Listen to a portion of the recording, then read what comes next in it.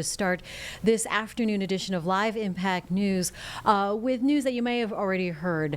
Meta agreeing to pay around $17 to $18 billion to 48 states, including both North and South Carolina, to settle claims it harmed kids on Facebook and Instagram. And for South Carolina State Representative Brandon Guffey, that number is personal. His 17-year-old son, Gavin, died by suicide back in 2022 after becoming a victim to an online sextortion scam.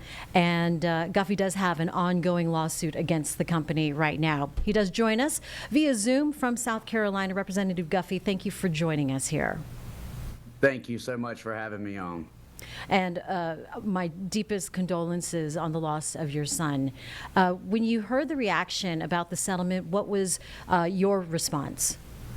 Well, I think it's a windfall. So this is the first step.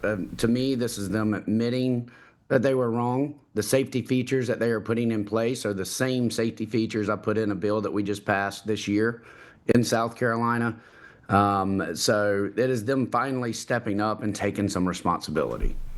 And where does your own lawsuit against Meta stand today?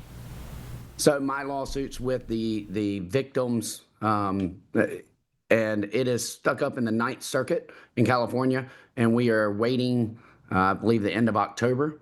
The social media victims lawsuits will be coming back up.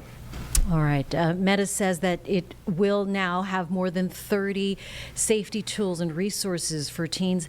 Is that enough in your experience?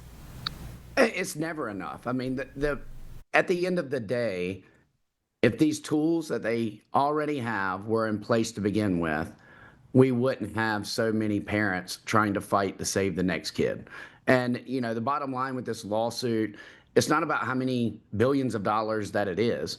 It's how many parents are going to be able to continue to tuck their children in at night. Yeah, I mean, absolutely. You put the face to the name and the story behind it, and that's where it really, it's so heartbreaking.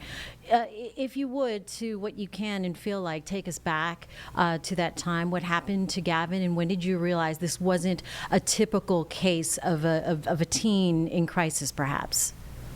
Yeah, July 27th of 2022, someone reached out to Gavin on Instagram pretending to be a girl. We now know that this person was out of Lagos, Nigeria, running what is known as a sextortion scheme.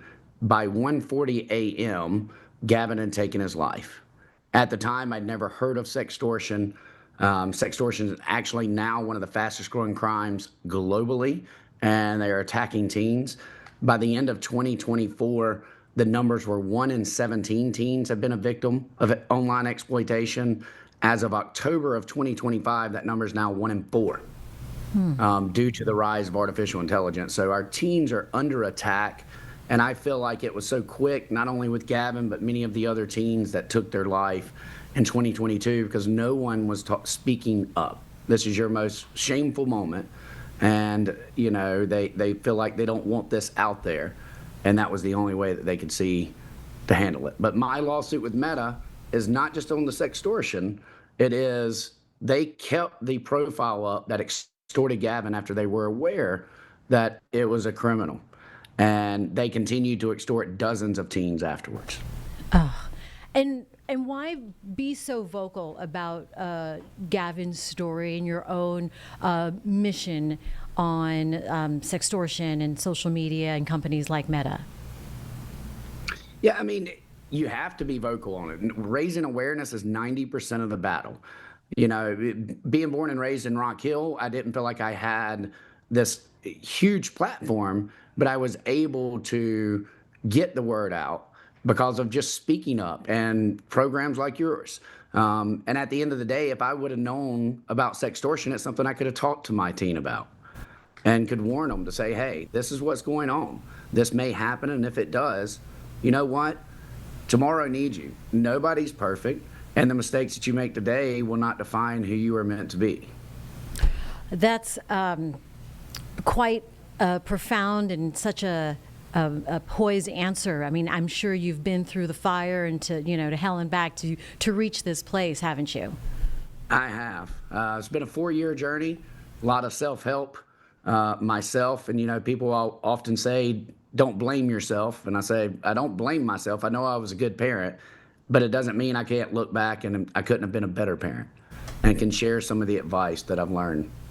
Yeah, yeah. So tell us about Gavin's Law for those who are not familiar with it in South Carolina. Gavin's Law, which was named after my son Gavin, was passed in 2023, and it gives up to 20 years if a sextortionist targets a vulnerable adult or a teen. And this gives our local law enforcement the teeth to go after these guys, because often they feel like they don't have the tools that are needed, and they know that this may be someone overseas. But this gives them those teeth. But the most important thing about Gavin's Law is that it mandates the Department of Education to teach what sextortion is, K through 12. So in elementary school, it may be stranger danger, to warn these kids so they are aware of these strangers on games such as Roblox. Middle school, whenever you're talking sex ed, then you're going to start having that conversation. And then, of course, high school, it gets a little bit more in-depth. Have you seen some of the fruits of your labor since putting Gavin's Law into effect, since becoming so vocal? I have. I have teens. The first 2 years of me speaking out, I would get 2 to 3 calls, it seemed like a day, from teens. And now it's more parents. So they are fully aware of what's going on. And you've also written a book. Tell us a little bit about that.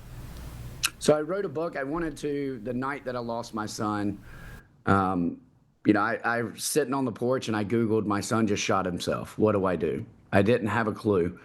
And I wanted to start documenting the journey, from start to finish, from the time of us not knowing what happened and all the way through going through the fight. And I wanted to share my story, my mental health journey, the things that I've learned, such as in order to change an emotion, you have to create motion. And having to deal with my own mental health and how Gavin had outlets as well. If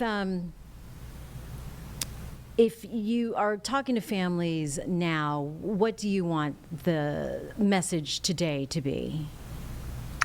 If I'm talking to teens, my message is tomorrow needs you. You're under attack, and do not make immediate action on decisions letting that fear override. Fear is a liar. If I am talking to parents, I'm telling you to talk to your children right now. And if for the parents that think, oh, I'm too scared to go and talk to my child, imagine how scared your child is going to be if they become a victim of this. You need to have that conversation. Absolutely. Your book, Tomorrow Needs You, comes out when this fall? It comes out at the end of October. I believe it's the 29th. I'm not 100% sure. I apologize. It's okay. It's okay. And where can families go for more information then? So you can go to less-than3sc.org. That's our nonprofit. We have a link to all the websites, but it's also available for pre-order right now on Amazon, on Books A Million, Barnes & Noble. So you can pre-order it anywhere there. All right. South Carolina State Representative Brandon Guffey, thank you for joining us for this important conversation, and your work continues, but we thank you for taking the time. Thank you so much.